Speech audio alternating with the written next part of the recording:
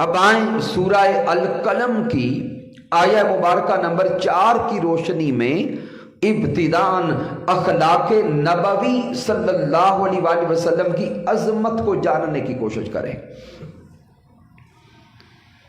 کہ رب کائنات نے ارشاد فرمایا وَإِنَّكَ لَعَلَىٰ خُلُقٍ عَظِيمٍ۔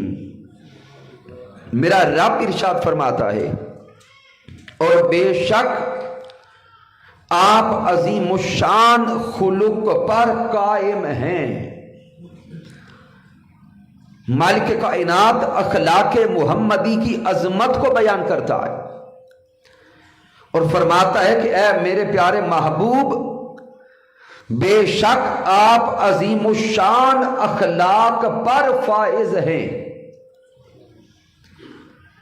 سامعین محترم، وقت بچاتے ہوئے اس آیہ مبارکہ میں آپ کی توجہ لاؤں گا لفظ الا کی طرف، وَإِنَّكَ لَعَلَىٰ خُلُقٍ عَظِيمٍ۔ تو سامعین، یہ جو کلمہ ہے الا،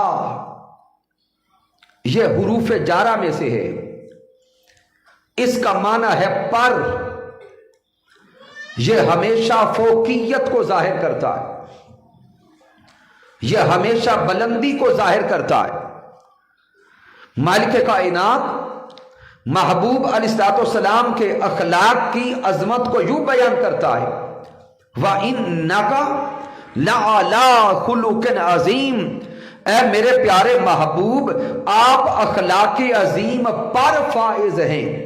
رب کائنات یہ کلمہ الا لگا کر اس معاشرے کے انسانوں کو بتا یہ رہا ہے، اے لوگو جان لو اخلاق نیچے ہے، میرا محبوب اخلاق سے بھی اوپر ہے۔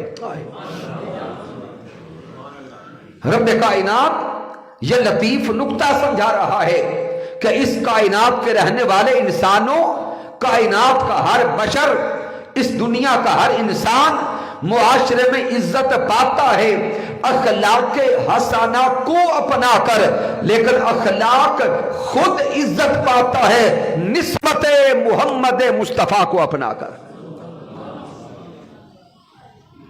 پھر سامعین محترم، اس آیہ مبارکہ کا آخری کلمہ دیکھیں، وَإِنَّكَ لَعَلَىٰ خُلُقٍ عَظِيمٍ۔ وہ رب عظیم خود عظیم ہو کر محبوب کے اخلاق کو عظیم کہتا ہے۔ وہ رب عظیم خود عظیم ہو کر، اعلیٰ ہو کر، عرفہ ہو کر پیارے محبوب کے اخلاق کو عظیم کہتا ہے۔ اب سامعین محترم، اگر لفظ عظیم کے معانی کو دیکھیں، لغت کی کتب اٹھائیں تو لفظ عظیم کے کئی معانی نظر آتے ہیں۔ لفظ عظیم کا ایک معنی ہے بلند و برتر، لفظ عظیم کا معنی ہے بہت بڑا، لفظ عظیم کا معنی ہے جلیل القدر، لفظ عظیم کا معنی ہے جس جیسا کوئی نہ ہو۔ اور لفظ عظیم کے ان سارے معانی کو جمع کریں تو جو معنی نکھر کے سامنے آتا ہے وہ لفظ عظیم کا معنی ہے بے نظیر و بے مثال۔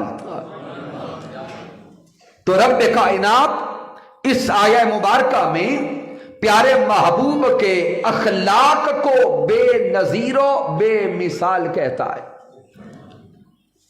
تو اب سامعین محترم، آئیے یہ جاننے کی کوشش کریں کہ اخلاق کسے کہتے ہیں۔ ہمارا ذہنی تصور تو یہ ہے کہ اچھا بولنا اخلاق کہلاتا ہے۔ تو سامعین محترم یہ یاد رکھ لیں، اچھا بولنا ضرور اخلاق حسنہ میں سے ہے، لیکن صرف اچھا بولنا ہی اخلاق نہیں ہے، بلکہ اخلاق انسان کی جمیع صفات کے مجموعہ کا نام ہے۔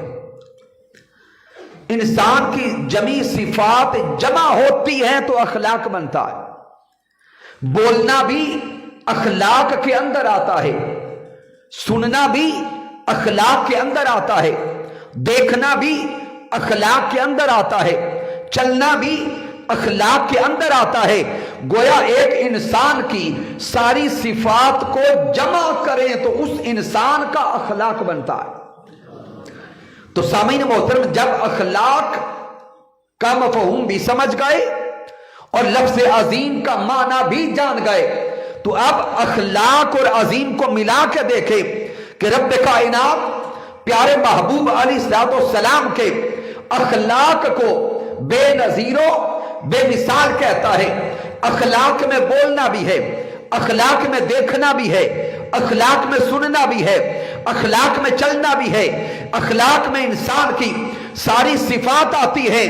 تو گویا رب کائنات فرماتا ہے وَإِنَّكَ لَعَلَىٰ خُلُقٍ عَظِيمٍ۔ تصورات کی دنیا میں ڈوب کے دیکھے، وہ رب عظیم سوہنے محبوب کو سامنے بٹھا کے فرماتا ہے اے میرے سوہنے مصطفیٰ، آپ کا دیکھنا بھی بے نظیر و بے مثال ہے۔